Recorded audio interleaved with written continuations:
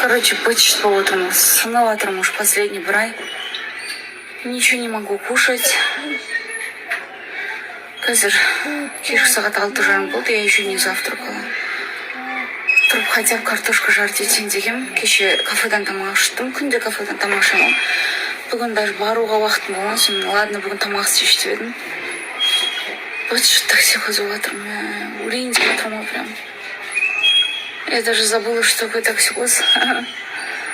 Даже жылағым келіп отыр прям. бір ай болып дұрыс тамақ жемегеніме. Ортасында қинап жеймін.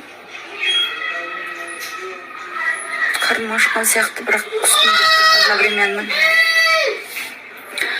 Картошка кішкене ашып, да құстым кетті, короче.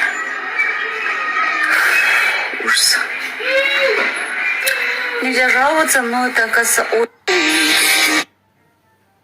опростан кейін барлығы шығып жатыр ғой, балаңызға не бердіңіз, қалай тәбет. Хаяттың практықтан бері жүргеннен кейін, мен мысалы енді сіздер көп балалар әлсіз болып жүреді ғой, тез инфекция жұқтырып алады.